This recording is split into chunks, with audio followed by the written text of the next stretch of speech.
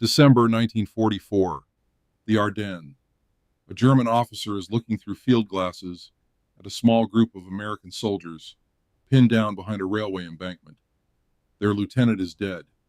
The radio is silent. Snow moves through the trees, thick enough to blur the far side of the clearing, but not enough to hide what is happening. The German officer has seen this before. A unit loses its commander. The men are under fire. They are cut off from clear orders. By every expectation he has been trained to believe, the Americans should now fall back, surrender, or freeze in place, and wait for another officer. But they do none of those things. Two men crawl into a drainage ditch and disappear. Three others shift left and begin firing into the German flank. A sergeant signals with his hand, and a man with a Browning automatic rifle moves 20 yards to a new position. Nobody appears to be shouting orders. Nobody is standing with a map. Nobody is on a radio. The lieutenant is still dead. Yes. And yet the group is reorganizing itself. What the German officer is seeing is not retreat or panic. It is a small, improvised flanking attack forming in real time. And that creates a question German officers kept running into during the last year of the war. Who is commanding these men? This opening is a reconstruction, not of one perfectly documented officer with one preserved quote, but of a real problem described again and again in German observations from 1944. American units kept moving after their visible command structure had been broken. The Germans were not confused because they knew nothing about decentralized command. The opposite was true. The German army had built one of the most famous traditions of mission command in military history. But by 1944, American soldiers were sometimes practicing something like it at a level the Germans had not expected, not just at the level of generals or captains, but down in the mud, in the snow, on the beach, and inside small groups of men who were supposed to stop functioning when the officer died. This is not a story about Americans being individually braver than Germans. The German army remained tactically dangerous until the end. Its officers had deep traditions. Its soldiers were often experienced, disciplined, and hard to defeat. And this is not a story that ignores American material power. The United States had trucks, artillery, radios, fuel, ammunition, medical evacuation, industrial depth, and air support. All of that mattered. But none of it fully explains one battlefield problem. What happens when the officer dies? What happens when the plan collapses? What happens when the map is wrong? The radio is gone, the unit is mixed with men from 3 companies, and the next decision has to be made in 30 seconds. In 1944, the Germans expected American units to struggle in exactly those moments. But on Omaha Beach, in the hedgerows of Normandy, and in the snow around Bastogne, they saw something else. They saw small American groups that often did not wait for permission, and that made them harder to predict. The clearest place to begin is Omaha Beach. June 6, 1944. The first waves landing on Omaha came into a killing ground.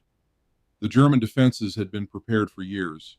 Machine guns, mortars, artillery, mines, barbed wire, beach obstacles, and interlocking fields of fire from the bluffs above the sand. In some sectors, the American landing went wrong almost immediately. Boats came in at the wrong places. Units were scattered. Men lost weapons in deep water. Radios failed. Officers and non-commissioned officers were killed or wounded within minutes. In parts of the beach, the formal chain of command vanished. And this is where the German expectation mattered. German intelligence had often described American troops as heavily dependent on officers. The assumption was simple: remove the leaders, and the unit becomes a crowd. On Omaha, many American units should have become crowds. Instead, men began forming temporary groups, not according to the original plan, not always according to unit boundaries, not always under the man who technically outranked everyone else. A lieutenant might gather men from several companies. A sergeant might pull together soldiers he had never commanded before. Sometimes a private simply moved first, and others followed because standing still was worse. One remembered example involves Lieutenant Leo van de Voort of the 29th Division. Pinned near the shingle, he saw what many men on Omaha saw. Staying on the beach meant death. According to later accounts, he shouted, "Let's go! There's no use staying here. We're all going to get killed." That was not a polished order from a field manual. It was a man reading the situation and saying the one thing everyone already knew, but needed someone to act on. He moved. Others followed. A temporary assault group formed around the act of moving, and that pattern repeated up and down the beach. Another case was Private Carlton Barrett. Barrett landed under fire, lost his rifle in the water, and could have become just another man trying to survive. Instead, he saw a different problem. Wounded men were drowning in the surf, so Barrett went back into the water again and again, under fire, dragging wounded soldiers to shore. Nobody could have ordered him to do that in any meaningful way. The chain of command around him was too broken. But Barrett understood the immediate mission: keep men alive long enough for the assault to continue. He later received the Medal of Honor. What matters here is not only heroism. Every army has heroism. War produces courage everywhere. What matters in this story is decision-making. Barrett did not wait for the battlefield to become organized. He did not wait for someone to explain his role. He found the part of the battlefield he could affect, and he acted. In another sector, a soldier looked at the beach, looked at the bluffs, and reportedly said something like, "They're killing us here. Let's move inland." That sentence captures Omaha better than many grand summaries. Move forward, and you might die. Stay here, and you almost certainly will. So men moved. Small groups clawed their way off the beach. They cut wire. They found draws. They climbed bluffs. They attacked positions from angles that were not in the neat plan drawn before the landing. When German defenders later tried to understand what had happened, the confusing part was not simply that American officers improvised. The confusing part was how often initiative appeared below the officer level. The Germans were looking for a commander. But on Omaha, command was not always a single person. Sometimes command was the shared understanding that staying on the beach was death. And once enough men understood that, movement began. This would be less surprising if the Germans had already respected the U.S. Army as a tactical equal. But they did not. Just over a year earlier, in February 1943, American forces had been badly beaten at Kasserine Pass in North Africa. The battle exposed serious American weaknesses: poor coordination, inexperienced commanders, weak combined arms execution, confusion between units, and a command system still learning under fire. German officers came away with a harsh impression. The Americans had factories, vehicles, and supplies. But many Germans doubted that they had soldiers in the same sense Germany understood the word. Some dismissed them as a rich army, powerful because of industry, not tactical skill. That is what makes 1944 important. Between Kasserine and Normandy, the U.S. Army learned fast. Not perfectly, not cleanly, but fast. Much of that learning happened not in manuals, but inside small units trying to survive. By the summer of 1944, the Germans were no longer facing the same American army they had seen in Tunisia. They were facing an army becoming dangerous in chaos. After Omaha, the battle moved inland, and inland Normandy created a new problem: the bocage. The hedgerow country of Normandy was not just bushes and farms. It was a maze of small fields, divided by thick earthen banks, roots, trees, and hedges. For the Germans, it was ideal: a machine gun behind one hedgerow, a sniper in the trees, a mortar team behind the next field, an anti-tank weapon waiting for a Sherman to expose itself. The American advance slowed badly. Every field had to be taken almost like a separate battle. The pattern repeated again and again. Find the enemy, get pinned, bring up fire, try to move around the hedge, lose men, take the field, then discover that the next field was another fortress. The tank problem became especially painful. When a Sherman tried to climb over a hedgerow, its front tilted upward.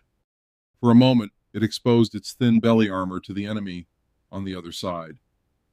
German anti-tank teams only had to wait. So American infantry and armor were trapped in a brutal pattern. Field by field, hedge by hedge, casualty by casualty. Then a sergeant named Curtis Cullen helped change the problem. Cullen was not a famous general or high-ranking engineer. Before the war, he had worked in sales. During a discussion about the hedgerow problem, another soldier reportedly suggested, almost as a joke, that they should put teeth on the front of a tank and cut through the hedges. Most men laughed. Cullen did not. He saw something practical. American troops had access to scrap metal from German beach obstacles scattered across Normandy. Cullen used that steel to create prongs that could be welded to the front of a Sherman. Instead of climbing over the hedgerow, the tank could punch through it. The device became known as the Rhino. When senior commanders saw the demonstration, they understood the value immediately. Before Operation Cobra, hundreds of tanks were fitted with versions of these cutters. This matters because American initiative was not only about charging machine guns. Sometimes it looked like a sergeant with a practical idea and a welding torch. The problem had existed for weeks. The solution did not come from a perfect planning process. It came from someone close enough to understand it and confident enough to try something. That is the key.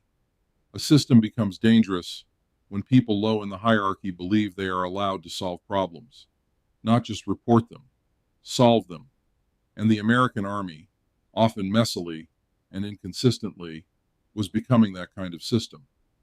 Not because every commander was enlightened, not because every unit was flexible, not because the U.S. Army had discovered a perfect doctrine, but because the pressure of war was teaching a simple lesson. If the man closest to the problem has a workable solution, you cannot always wait for it to travel up and down the chain of command. Sometimes war moves faster than paperwork. And that brings us to the irony at the center of the story. The principle behind this kind of action was not originally American. In its most famous military form, it was German. After Prussia's catastrophic defeats by Napoleon in 1806, German military reformers reached a conclusion that would shape their army for more than a century. War is too chaotic to be controlled entirely from the top. The commander at headquarters can never see the battlefield as clearly as the man standing in the mud, smoke, snow, or hedgerow. So the order should not control every detail. Instead, the commander should explain the mission, the purpose, and the desired result. The subordinate should decide how to achieve it. This became known as off-tracks tactic, often translated as mission tactics or mission command. Tell a subordinate what must be accomplished and why. Do not tell him every step of how to do it. If the situation changes, he must adapt to the commander's intent, not blindly follow outdated instructions. A literal order might become useless in 5 minutes, but a clear intent could survive chaos. In theory, this made the German army extremely flexible. In Poland in 1939 and France in 1940, German units often moved faster, adapted faster, and exploited opportunities faster than their enemies expected. German junior officers were trained to act. Commanders were expected to be forward. Plans were not supposed to become cages. This was one reason the German army developed such a fearsome reputation. But by 1944, the strange thing was this. The Germans still had the doctrine. The Americans often did not have it in the same formal way. But on the ground, American small units were sometimes behaving in a way that looked like mission command pushed down to the lowest level. Not always elegantly, not always consciously, not always successfully, but often enough to matter. There is a dangerous mistake people make when they talk about initiative. They confuse it with anarchy. But initiative is not anarchy. It does not mean every man does whatever he wants. That is not flexibility. That is collapse. Real initiative works only when people understand the larger purpose. On Omaha, the purpose was simple: get off the beach. In the Bocage, it was simple: break through the hedgerows without exposing the tanks. At Bastonia, it would be simple: hold the road network. When the purpose is clear, men at lower levels can make decisions without waiting for every detail to be approved. That is the difference between a mob and a unit. A mob moves without shared purpose. A unit can keep purpose even when control breaks down. So why did the German system not simply outperform the Americans at its own game? Because doctrine is not enough. Mission command requires three things: experienced lower-level leaders, trust from above, and permission to make mistakes. By 1944, Germany was losing all three. First, experience. The Eastern Front had consumed the German army at a horrifying rate. The men most essential to mission command were often the men most likely to be killed: lieutenants, captains, platoon leaders, company commanders, and veteran NCOs. German doctrine expected leaders to be forward, to see the situation and act. But leaders who are always forward also die forward. As losses mounted, experienced junior leaders were replaced by younger, faster-trained men who might know the doctrine, but lacked the battlefield experience to apply it well. They could repeat the idea, but knowing when to disobey a literal order in order to fulfill the intent behind it requires judgment. And judgment is expensive. It is bought with training, time, failure, and survival. Germany was running out of all four. Second, trust. Mission command depends on trust between levels of command. The superior must believe the subordinate can act intelligently. The subordinate must believe initiative will be supported, not punished. Hitler's command style increasingly destroyed that trust. As the war turned against Germany, Hitler interfered more and more in operational decisions. He issued no retreat orders, punished withdrawals, and dismissed commanders who made independent judgments he disliked. The message filtered downward. Initiative is valuable only if it succeeds. Failure can destroy you. In that atmosphere, waiting for orders becomes safer than acting on intent. Third, the strategic situation itself. By 1944, Germany was fighting on multiple fronts, under Allied air superiority, with fuel shortages, manpower shortages, and constant pressure.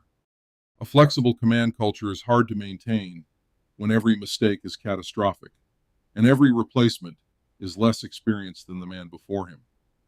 So the German army entered 1944 with a doctrine that admired initiative, but a reality that increasingly punished it. Meanwhile, the American army was moving in the opposite direction. It was still imperfect. Its units could still become confused, slow, rigid, or wasteful.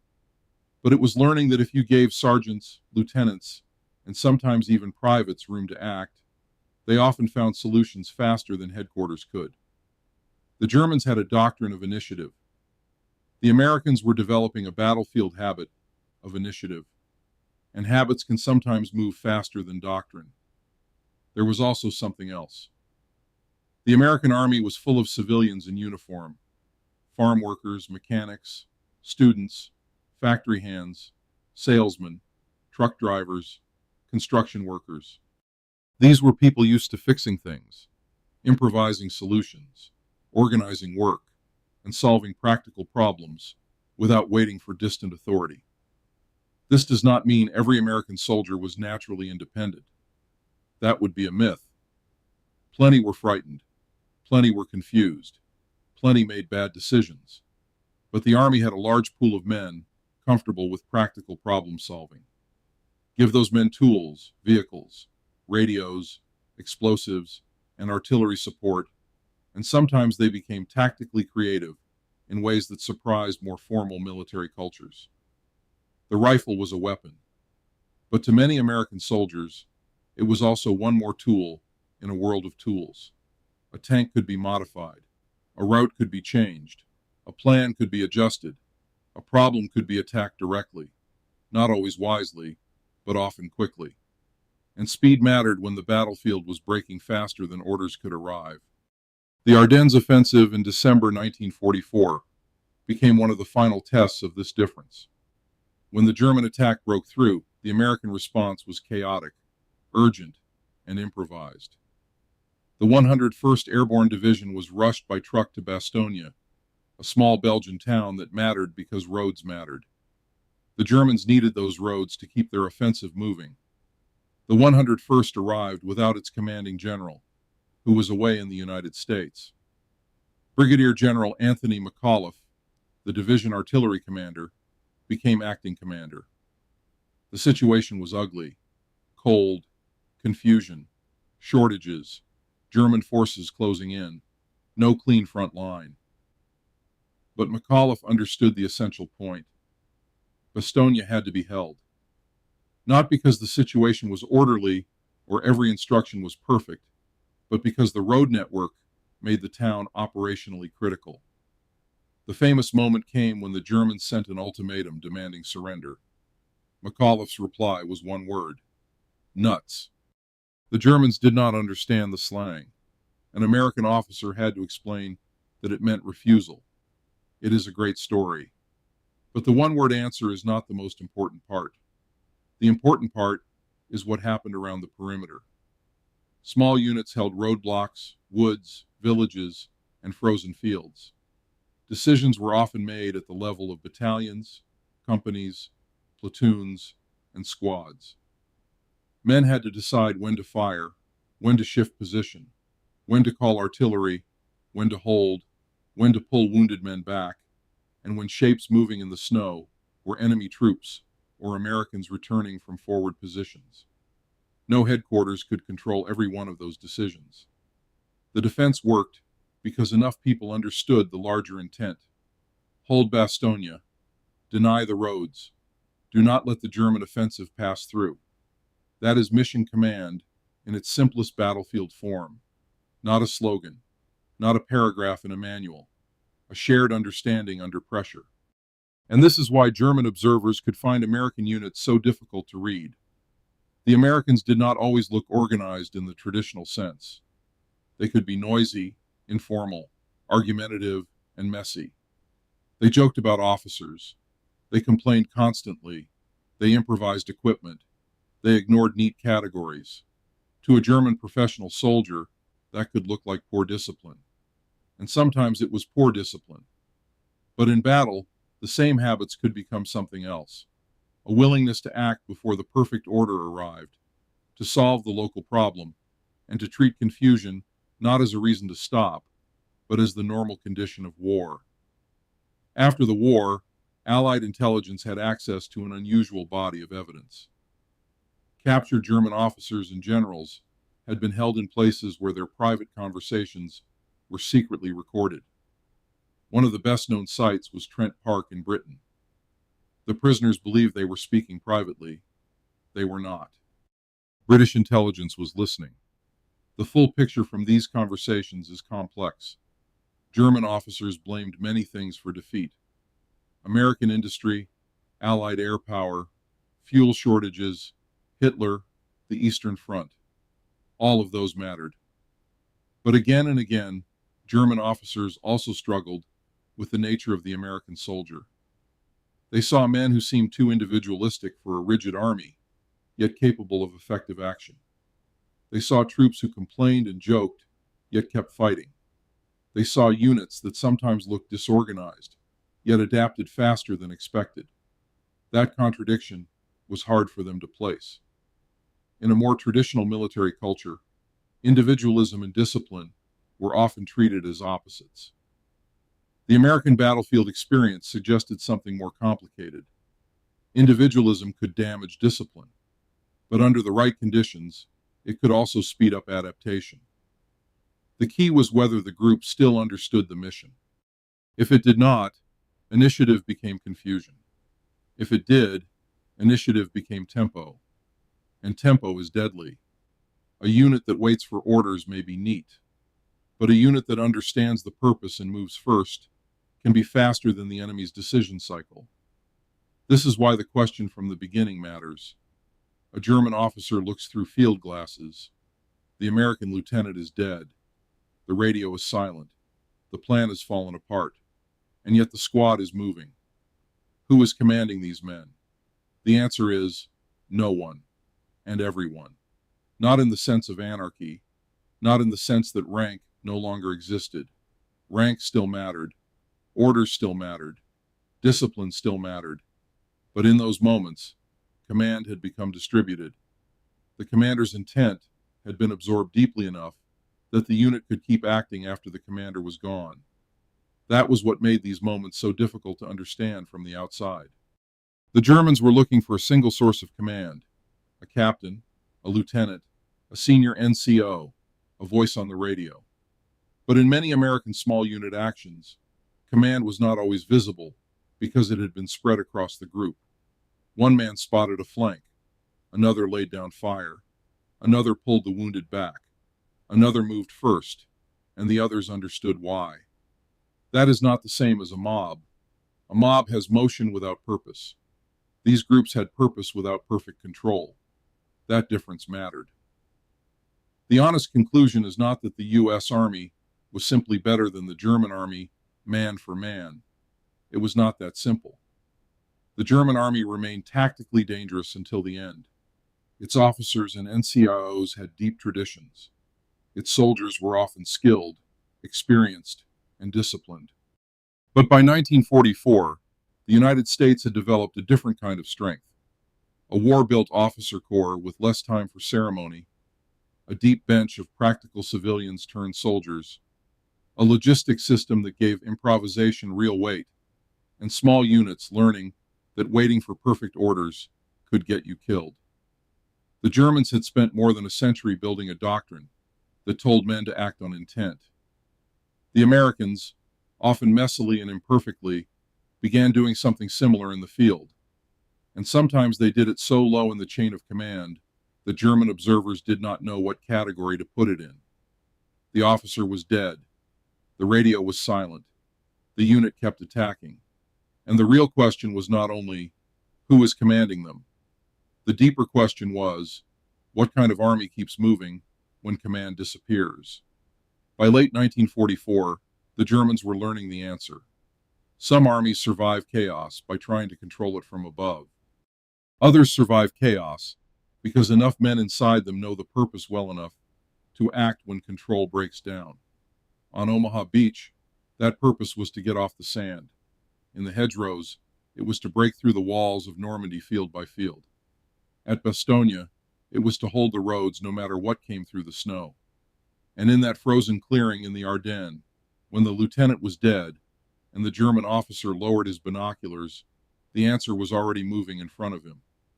The man in command was the sergeant signaling with his hand, and the rifleman crawling through the ditch, and the BAR gunner shifting position, and the wounded man still firing from the snow. None of them alone commanded the unit, but together they kept its purpose alive. That was the thing the Germans had trouble seeing. There was no single voice to identify, no neat command signal, no perfect chain to trace. There was only a group of men who understood what had to be done next. And in war, sometimes that is enough to change everything. In the next episode, we can look at the other side. When American improvisation failed, when initiative became confusion, and when moving without orders cost lives. Because the truth is never as simple as one army being brilliant and the other being blind. But in the snow, on the beach, and inside the hedgerows, one fact kept appearing. Some units do not survive chaos by avoiding it.